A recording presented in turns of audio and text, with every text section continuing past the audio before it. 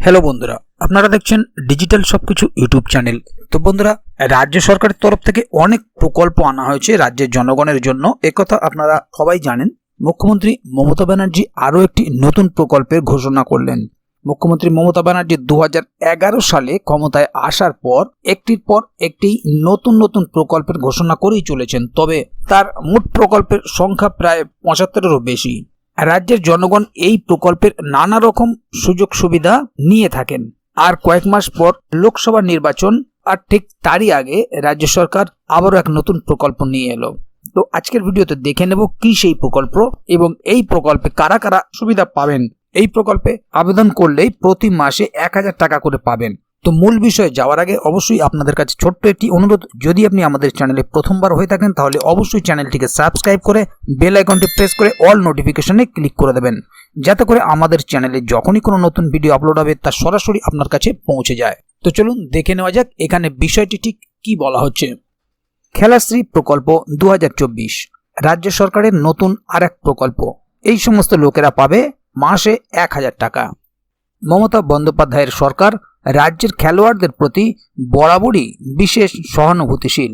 তাই মুখ্যমন্ত্রী ক্রীড়াবিদদের জন্য গোটা একটা প্রকল্পই চালু করেছেন, যার নাম খেলাশ্রী। এই প্রকল্পের মাধ্যমে রাজ্যের বিশিষ্ট কৃতি ক্রীড়াবিদদের সম্মান জানানো হয় এবং সরকারের তরফ থেকে তাদের বিশেষ সম্মান দেওয়া হয়।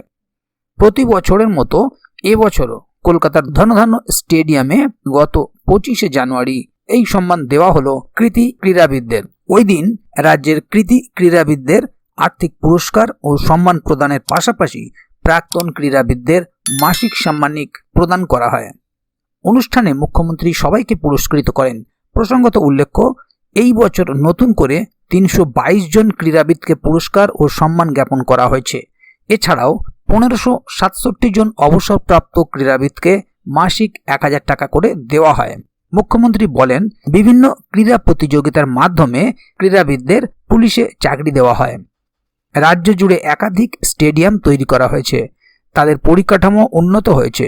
ইস্ট বেঙ্গল মোহনবাগান এই দুই ক্লাবকে পরিকাঠামোগত সাহায্য দেওয়া হয়। এছাড়া জেলার নানা প্রান্তে নানা একাডেমি চালু হয়েছে ও হবে। পুলিশে চাকরির কথা প্রসঙ্গে মুখ্যমন্ত্রী তরুণ ক্রীড়াবিদদের উদ্দেশ্যে বলেন যে অনেক ছেলে মেয়ে প্রচুর পুরস্কার পান। যারা পুরস্কার পেলেন তাদের মধ্যে যদি কেউ মনে করেন চাকরি পেতে, তাহলে তাদের বায়োডাটা অরূপ বিশ্বাসের কাছে জমা দিন। একটা স্পেশাল আইন করে তাদের আমরা নিয়ে আসব। মুখ্য সচিবকে আমরা ইতিমধ্যেই বলেছি। তিনি আরো বলেন, আপনারা ভালো কাজ করতে পারবেন পুলিশে, কারণ আপনারা ফিট। সিস্টেম মেনেই এটা হবে। অরূপ বিশ্বাসকে বলবো একটা ডেস্ক রাখতে। ওই দিনের অনুষ্ঠানে মুখ্যমন্ত্রী লক্ষ্মীর ভাণ্ডারের প্রসঙ্গ টেনে বলেন, শুধু লক্ষ্মীর ভাণ্ডার প্রকল্পের সুবিধা পায় 2 কোটি মহিলা, আর গতকাল আরও 13 লক্ষ বাড়ালাম। আজ পুলিশের 8 জন আধিকারিকের শৌর্য পদক সম্মান দিলাম। কলকাতা হলো নিরাপদ শহর। আশা করব ডিজি রাজীব কুমারের নেতৃত্বে বাংলায় দারুণ কাজ করবে পুলিশ। খেলাশ্রী প্রকল্পের মাধ্যমে সরকারের তরফে কৃতি খেলোয়াড়দের এই বিশেষ সংবর্ধনা অনুষ্ঠান যে তরুণ প্রজন্মকে খেলাধুলার দিকে ফের আকর্ষিত করে তুলবে তা আশাই করা যায়। তাহলে বন্ধুরা বুঝতে পারছেন এখানে বিষয়টি ঠিক কি বলা হলো। বিভিন্ন প্রকল্পের মধ্যে খেলাশ্রী প্রকল্প একটি, যার মাধ্যমে বিভিন্ন খেলোয়াড়দেরকে চাকরি দেওয়া হয় এবং অবসরপ্রাপ্ত বেশ কিছু ক্রীড়াবিদকে মাসিক 1000 টাকা করেও দেওয়া হয়। তো এই প্রকল্প চালু করেছেন যাতে তরুণ প্রজন্ম খেলার দিকে আরো বেশি উৎসাহিত হন এবং খেলার মাধ্যম দিয়ে তারা চাকরি পেতে পারেন। তো বন্ধুরা, আজকের গুরুত্বপূর্ণ ভিডিও আপডেটটি এখানেই শেষ করছি। ভিডিওটি সম্বন্ধে যদি আরো কোনো নতুন আপডেট আসে তাহলে অবশ্যই আপনাদেরকে খুব শীঘ্রই জানিয়ে দেওয়া হবে এই চ্যানেলের মধ্য দিয়ে।